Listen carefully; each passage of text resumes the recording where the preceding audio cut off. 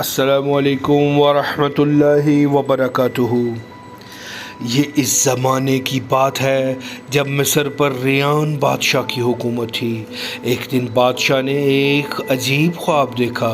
اس نے دیکھا کہ 7 موٹی تازی گایوں کو 7 دبلی اور کمزور گائیں نگل رہی ہیں۔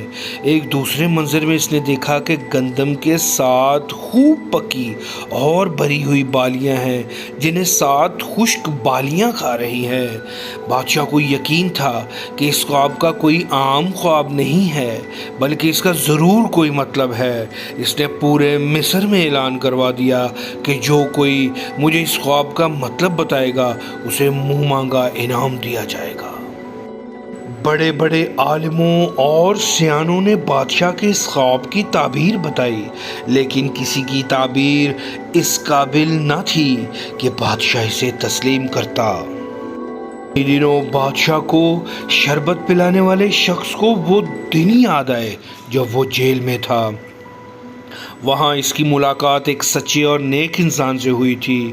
انہوں نے اس کے خواب کا بالکل ٹھیک مطلب بتایا تھا۔ وہ فوراً بادشاہ کی خدمت میں حاضر ہوا اور اس نیک انسان کا ذکر کرتے ہوئے کہا کہ انہوں نے جو خواب کی تعبیر بتائی وہ بالکل درست ثابت ہوئی تھی۔ بادشاہ کو معلوم ہوا کہ اس نیک انسان کا نام یوسف ہے۔ وہ ایک دیہاتی غلام ہے اور ایک وزیر نے انہیں جیل میں ڈال رکھا ہے۔ اس نے درباریوں سے مشورے کے بعد اجازت دے دی کہ یوسف کے پاس جا کر خواب کی تعبیر پوچھی جائے۔ وہ شخص فوراً اس کے پاس جا پہنچا اور بولا، اے سچے اور نیک دوست، اس وقت میں آپ کے پاس بادشاہ کے خواب کی تعبیر پوچھنے آیا ہوں۔ پورے ملک میں کوئی نہیں جو اس خواب کی تعبیر بتا سکے۔ سب لوگ تیر تکے چلا رہے ہیں، لیکن آپ ہی وہ انسان ہیں جو اللہ کے دیے ہوئے علم کے مطابق اس تعبیر کو بتا سکتے ہیں۔ حضرت یوسف نے خواب سننے کے بعد بتایا، اس خواب میں یہ بات بتائی گئی ہے کہ 7 برسوں کے بعد تمہارے ملک میں شدید قحط پڑے گا اور اسی دوران تمہارا سارا غلہ ختم ہو جائے گا۔ 7 دبلی گایوں کی 7 موٹی گایوں کو کھانے کا یہی مطلب ہے۔ حضرت یوسف نے مزید فرمایا، خواب کے دوسرے حصے میں دراصل اس قحط سے بچنے کی تدبیر بتائی گئی ہے، اور وہ یہ ہے کہ تم لوگ ابھی سے آنے والے قحط کے لیے گندم محفوظ کر لو، اور اس کو محفوظ کرنے کا بہترین طریقہ یہ ہے اسے بالیوں میں ہی رہنے دو۔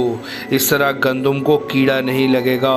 قحط کے دنوں میں اسے محفوظ گندم کو استعمال میں لایا جائے گا اور بچت سے کام لیا جائے گا۔ پھر 7 سال کے بعد ایک برس ایسا آئے گا جب خوب بارش ہوگی، قحط کی صورتحال ختم ہو جائے گی، ہر طرف فصلیں لہلہائیں گی، لوگوں کی دعائیں قبول ہوں گی۔ یوں قحط کے 7 سال یعنی خشک بالیاں ذخیرہ شدہ بھری ہوئی بالیوں کو کھا جائیں گی۔ یہی تدبیر ہے تمہارے بادشاہ کے خواب کی۔ اس شخص کو خواب کی تعبیر اس قدر اچھی لگی کہ وہ جھوم اٹھا۔ اس نے حضرت یوسف سے اجازت چاہی۔ وہ فوراً بادشاہ کے سامنے پیش ہو کر خواب کی تعبیر کہنے لگا۔ بادشاہ بھی اس تعبیر سے بہت خوش ہوا۔ اس کا دل کہہ رہا تھا کہ بات بالکل ٹھیک ہے۔ اس خواب میں موجود ہر بات کا مطلب اچھی طرح بیان ہو جاتا ہے۔ بادشاہ بہت حیران ہوا کہ اس قدر قابل آدمی جیل میں کیوں بند ہے۔ اسے بتایا گیا کہ ایک وزیر نے 12 برس قبل ایک جھوٹے مقدمے میں حضرت یوسف کو جیل میں بھیج دیا تھا۔ الزام یہ تھا کہ انہوں نے وزیر کی بیوی زلیخا اور اس کی سہیلیوں کے ساتھ اچھا سلوک نہیں کیا تھا۔ جب حضرت یوسف کو باہر لانے کا حکم دیا گیا تو آپ نے کہا کہ میں اس وقت تک جیل سے باہر نہیں آؤں گا جب تک میرے ساتھ انصاف نہیں ہو جاتا۔ چنانچہ بادشاہ نے الزام لگانے والی عورتوں سے پوچھا تو انہوں نے اپنی غلطی مان لی کہ یوسف تو بہت ہی اچھے انسان ہیں، ہم نے تو ان پر جھوٹا الزام لگایا تھا۔ تب حضرت یوسف عزت کے ساتھ جیل سے باہر آئے۔ حضرت یوسف کی سچائی کو دل سے مان چکا تھا۔ اس نے کہا بلا شبہ آج کے دن سے آپ ہماری نگاہوں میں بڑے رہنما اور امانت دار ہیں۔ آپ جیسے شخص کو آنے والے کڑے وقت میں ہمارے ساتھ ہونا چاہیے۔ آپ ہماری رہنمائی فرمائیں۔ حضرت یوسف علیہ السلام نے بڑے اعتماد کے ساتھ کہا آپ اپنی مملکت کے خزانے میرے حوالے کر دیجئے۔ میں امانت کی حفاظت کرنا بھی خوب جانتا ہوں اور میرے پاس رب کا دیا علم بھی ہے جو میری رہنمائی کرے گا۔ حضرت یوسف اللہ کے نبی تھے اور آپ نے بادشاہ کی پیشکش اللہ کے حکم یعنی وحی کے آ جانے کے بعد قبول کی تھی۔ وہ اچھی طرح جانتے تھے کہ آنے والے وقت میں اصل کام غلے اور اناج کی حفاظت کا ہے اور یہ محکمہ وزارت خزانہ ہی میں شامل کیا تھا۔ اس لیے آپ نے اللہ کے حکم کے مطابق اسی خدمت کے لیے اپنے آپ کو پیش کیا تھا۔ بادشاہ نے آپ کی بات مان لی اور وزارت خزانہ آپ کے سپرد کر دی۔ پھر جلد ہی صورتحال یہ ہو گئی کہ ملک کا تمام کام حضرت یوسف کے مشورے ہی کی روشنی میں انجام پانے لگے اور پوری سلطنت آپ کے احکامات کے مطابق چلنے لگی۔ کسانوں کو اپنی کاشت پر بھرپور توجہ دینے پر زور دیا۔ ہر قسم کے غلے کی کاشت کرنے کے لیے کسانوں کو حکومت کے خزانے سے مدد کی گئی۔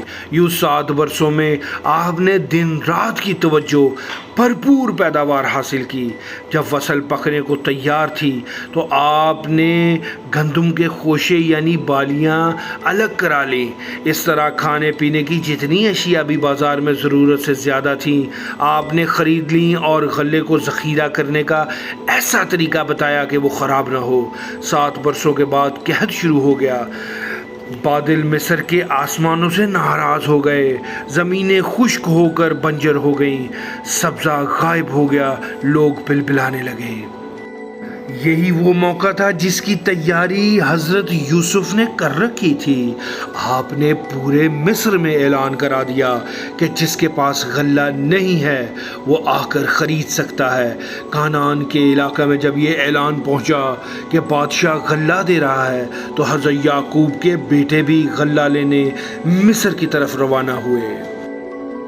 حضرت یعقوب اصل میں حضرت یوسف کے والد تھے اور اللہ کے نبی بھی۔ حضرت یوسف کے سوتیلے بھائیوں نے بچپن میں انہیں کنویں میں پھینک دیا تھا اور وہ حضرت یوسف سے بہت حسد کرتے تھے۔ واپس آ کر انہوں نے حضرت یعقوب کو یہ بتلایا کہ ہم کھیل رہے تھے اور یوسف کو بھیڑیا اٹھا کر لے گیا۔ حضرت یوسف علیہ السلام کو ان کی بات پر یقین نہ آیا لیکن انہوں نے صبر کیا۔ دوسری طرف حضرت یوسف علیہ السلام کو ایک قافلے والے کنویں سے نکال کر لے گئے اور مصر لے جا کر بیچ دیا۔ انہیں ایک وزیر نے خرید لیا اور جب حضرت یوسف بڑے ہوئے تو وزیر کی بیوی نے آپ پر جھوٹا الزام لگا کر آپ کو جیل میں بند کروا دیا۔ اب حضرت یوسف کے یہ سوتیلے بھائی جب غلہ خریدنے پہنچے تو آپ علیہ السلام نے انہیں پہچان لیا، البتہ وہ آپ کو نہ پہچان سکے۔ اس کی وجہ یہ تھی کہ حضرت یوسف نے انہیں خاصی چھوٹی عمر میں کنویں میں پھینک دیا تھا اور اب وہ بڑے ہو چکے تھے۔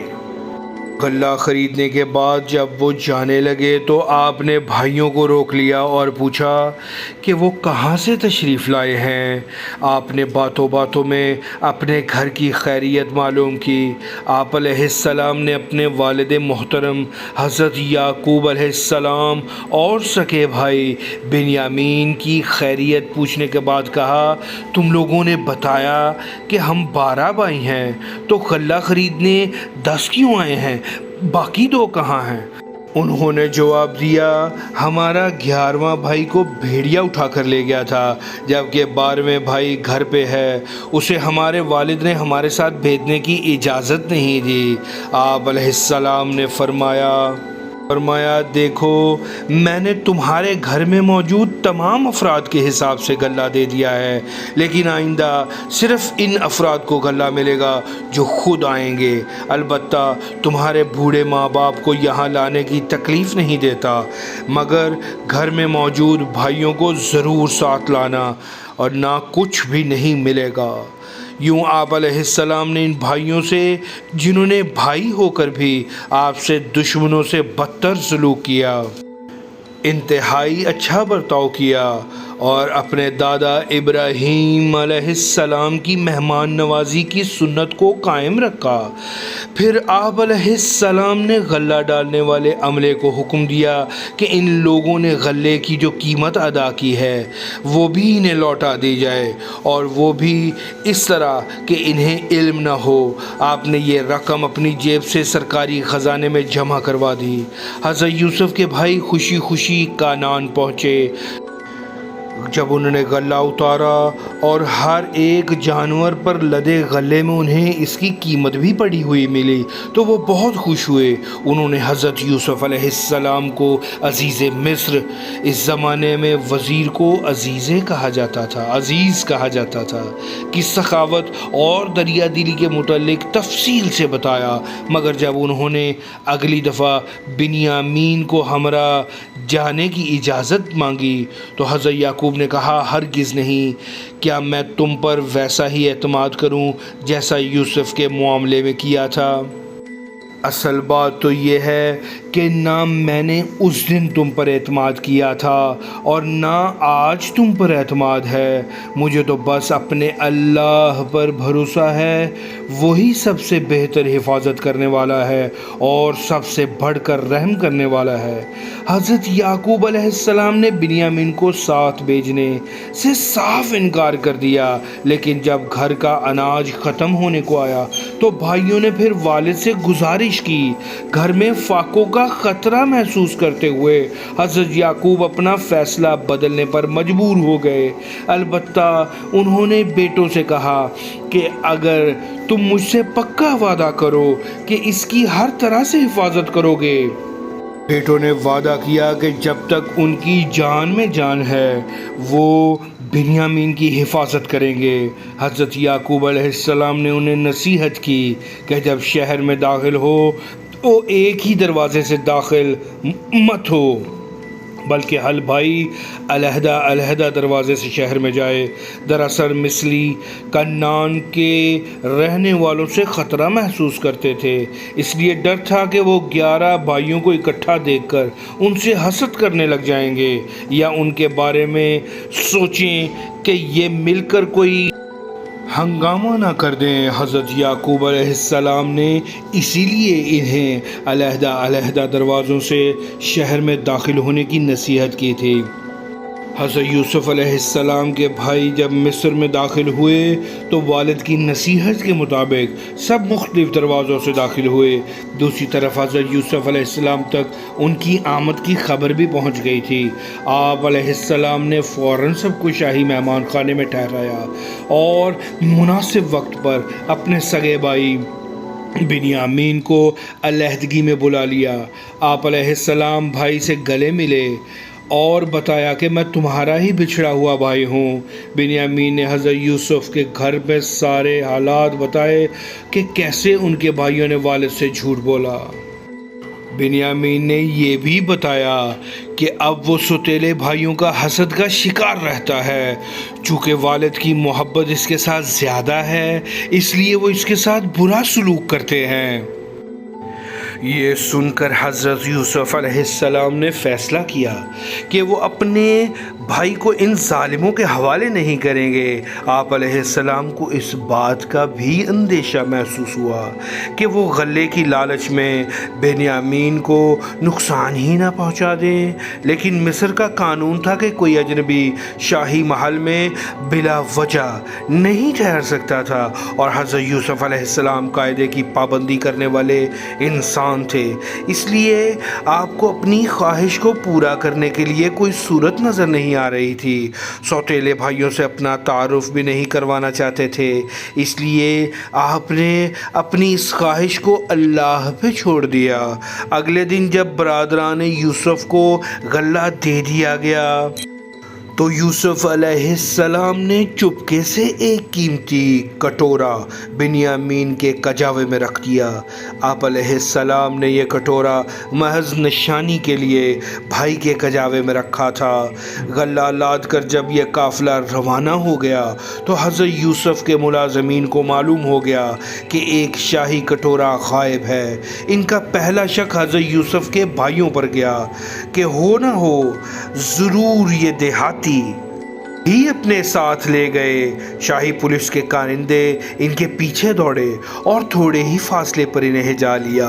انہوں نے ان پر چوری کا الزام لگایا تو ایک بھائی شامون بولا، اول تو یہ بات ہی غلط ہے کہ ہم میں سے کسی نے چوری کی ہے، لیکن اگر تمہاری بات صحیح ہوئی تو جس کے سامان سے تمہارا پیالہ نکلے تم اسے لوگ سزا کے طور پر اپنے پاس رکھ لینا۔ جس بادشاہ نے ہمیں مہمان ٹھہرایا ہے اس کے احسان کا ہم یہ بدلہ ہرگز نہ دیں گے کہ ہم اس کے گھر چوری کر لیں۔ اس ظلم کی سزا یہی ہونی چاہیے، تو واپس چلو۔ کارندوں نے کہا اور وہ واپس چلے گئے۔ محل میں آنے والے کارندوں نے حضرت یوسف علیہ السلام کے سامنے تمام بھائیوں کے بوروں کی تلاشی لی۔ آخر پیمانہ بنیامین کے سامان سے نکل آیا۔ یہ منظر دیکھ کر ایک بھائی نفرت سے بولا، اچھا اس لڑکے نے چوری کی ہے تو پھر کوئی حیرانی کی بات نہیں، اس کا دوسرا بھائی بھی ایسا ہی تھا، اس نے بھی چوری کی تھی۔ حضرت یوسف علیہ السلام اس جھوٹے الزام کو سن کر بھی کچھ نہ بولے۔ کارندے نے بنیامین کو اپنے قبضے میں کر لیا تو بھائیوں کو اپنے والد حضرت یعقوب علیہ السلام سے کیا وعدہ یاد آ گیا۔ یہودا اپنے تمام بھائیوں میں کچھ بہتر انسان تھا، بولا، اے عقل مند عزیز مصر، گزارش ہے کہ ہمارا باپ بہت بوڑھا ہے، وہ پہلے ہی اپنے ایک بیٹے کی جدائی میں غم زدہ ہے۔ اس نے ہم سے وعدہ لیا تھا کہ ہم اس کی حفاظت کریں گے، براہ کرم آپ ہم میں سے کسی کو اپنے پاس رکھ لیں لیکن اسے جانے دیں۔ حضرت یوسف علیہ السلام نے فرمایا، یہ کیسے ہو سکتا ہے کہ میں قصوروار کی بجائے بے قصور کو پکڑ لوں؟ ایسا کرنا ظلم ہے۔ بھائیوں نے حضرت یوسف علیہ السلام کی بات سے جان لیا کہ ان کی کسی درخواست پر ان کا کوئی اثر نہیں ہو رہا۔ ایک طرف ہو کر واپس آپس میں مشورہ کرنے لگے۔ بڑا بھائی بولا، بھائیو، یوسف کے معاملے میں ہم پہلے ہی اپنے باپ کے ساتھ شرمندہ ہیں، اس دفعہ تو وہ ہماری کسی بات پر یقین نہیں کریں گے، دوسرا ہمیں ہی قصوروار ٹھہرائیں گے، تو پھر کیا کیا جائے؟ دوسرے نے پوچھا۔ بھائیو، میرا فیصلہ تو یہ ہے کہ میں بنیامین کے بغیر باپ کے سامنے نہیں جاؤں گا۔ بڑے نے اپنا فیصلہ سنا دیا۔ مشورے کے بعد آخر یہی طے پایا کہ بڑا بھائی یہیں رہے گا تاکہ والد محترم کو یہ تسلی دی جا سکے کہ بنیامین مصر میں اکیلا نہیں ہے۔ باقی بھائی پریشانی کی حالت میں واپس آ گئے۔ کانان پہنچ کر انہوں نے حضرت یعقوب علیہ السلام کو ساری داستان سنائی اور کہنے لگے کہ ہماری بات پر یقین نہیں تو آپ قافلے کے دوسرے لوگوں سے پوچھ لیجئے۔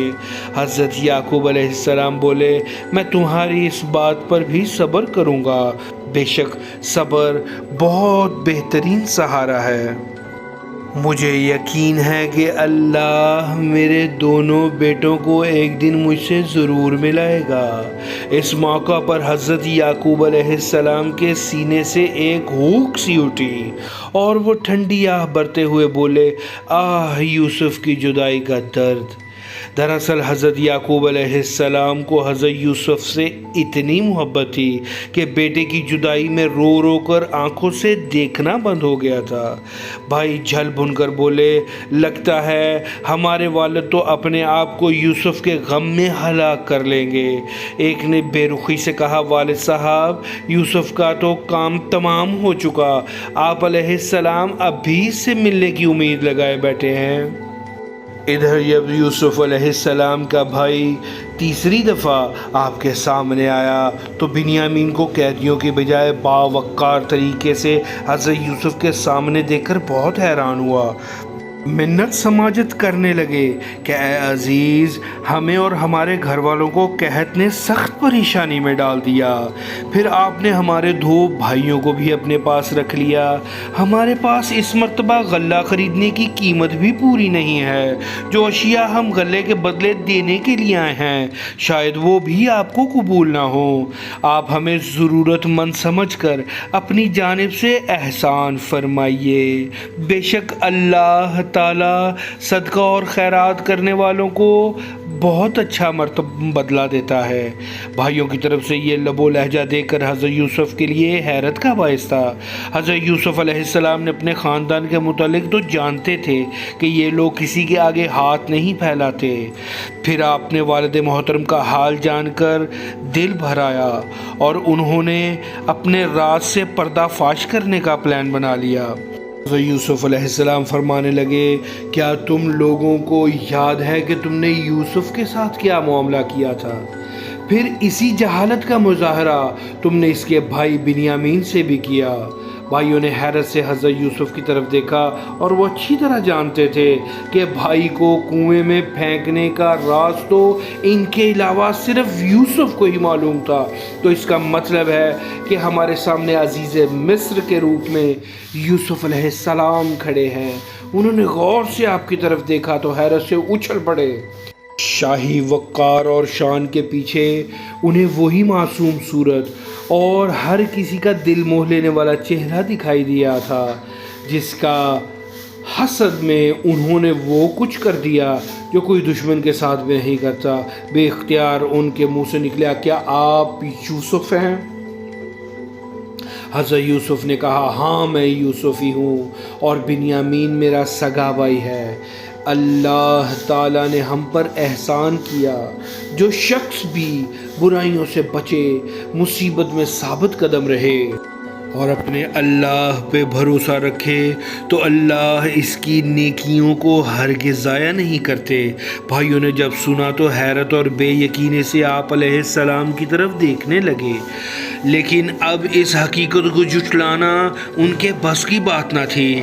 بھائی ہونے کے باوجود انہوں نے اپنی طرف سے یوسف علیہ السلام کی زندگی میں مشکلات اور مصیبتوں کے بیج بونے میں کوئی کسر اٹھا نہ رکھی، لیکن آپ علیہ السلام تو خالص سونا تھے جو مشکلات کی بھٹی میں کندن بن چکے تھے۔ اس موقع پر ان کے اندر کی انسانیت جاگ اٹھی اور وہ یک زبان ہو کر بولے، خدا کی قسم اس میں کوئی شک نہیں رہا کہ اللہ تعالیٰ ہی نے آپ کو ہم پر برتری بخشی اور ہم ہی قصوروار تھے۔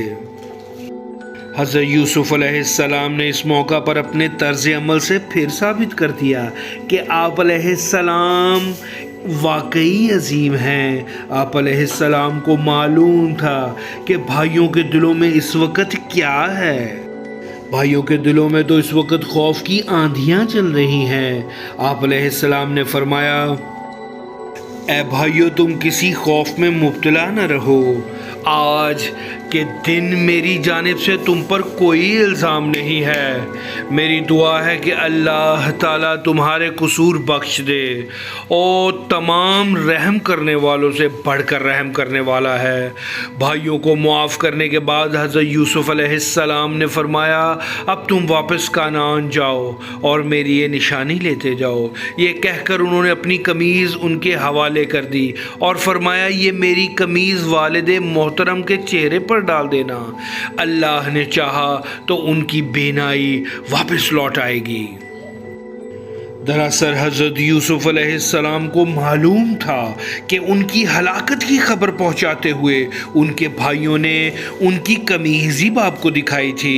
اب اس قمیض کے ذریعے سے ہی وہ یہ خوشخبری اپنے والد محترم تک پہنچانا چاہتے تھے۔ حضرت یعقوب علیہ السلام اپنے خاندان کے دوسرے لوگوں کے درمیان بیٹھے تھے۔ آپ علیہ السلام پیغمبر بھی تھے، پیغمبر کے والد بھی تھے اور پیغمبر کے بیٹے بھی تھے۔ اللہ نے آپ علیہ السلام کے دل کو سکون بخشا تھا۔ جب قافلہ مصر سے چلا تو آپ علیہ السلام بول پڑے، اے لوگو، اگر تم میرے بڑھاپے کا تانا نہ دو تو میں یقیناً یہ کہوں گا کہ مجھے اپنے بچھڑے ہوئے یوسف کی خوشبو آ رہی ہے۔ حضرت یوسف کے بھائی جب کنعان پہنچے تو انہوں نے جھکے سر اور شرمسار نگاہوں سے سارا قصہ باپ کو سنا دیا اور سب زیادتیاں تسلیم کرتے ہوئے باپ سے معافی مانگنے لگے۔ حضرت یعقوب علیہ السلام نے فرمایا، میں اپنے رب سے تمہاری بخشش کی دعا کروں گا، مجھے امید ہے کہ وہ تم پر رحم کرے گا۔ یوں حضرت یعقوب علیہ السلام نے بیٹوں کو یہ بتا دیا کہ تمہارا آئندہ کا رویہ ہی تمہاری بخشش کا معاملہ طے کرے گا۔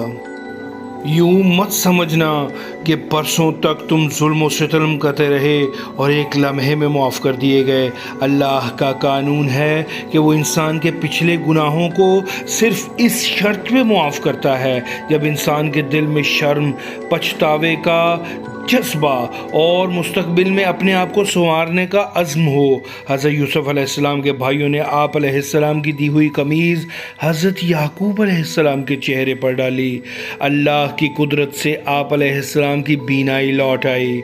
پھر بیٹوں نے یہ پیغام بھی دیا کہ یوسف علیہ السلام سارے خاندان کو مصر میں بلا رہے ہیں۔ حضرت یعقوب کے خاندان کے کل افراد کی تعداد 70 تھی۔ سب لوگ ایک قافلے کی صورت میں مصر میں روانہ ہوئے۔ جیسے ہی قافلہ مصر کے قریب پہنچا، شہر کی دیواروں پر کھڑے پہرے داروں نے حضرت یوسف تک یہ بات پہنچا دی۔ آپ خود اپنے والد محترم اور خاندان والوں کو لینے کے لیے شہر کے باہر پہنچ گئے۔ جب حضرت یعقوب اور حضرت یوسف علیہ السلام کے ساتھ ملے تو وہ ایک عجیب منظر تھا۔ دونوں باپ بیٹوں کی جدائی کے غموں کو آنسوؤں نے دھو ڈالا۔ یہ آنسو خوشی کے بھی تھے، شکر کے بھی تھے۔ زمانے نے پیغمبر کے بیٹے کے پیغمبر باپ سے ملنے کا یہ منظر بھلا پہلے کب دیکھا ہوا تھا؟ حضرت یوسف اپنے خاندان کو ایک عظیم و شان جلوس کی شکل میں شاہی محل لائے۔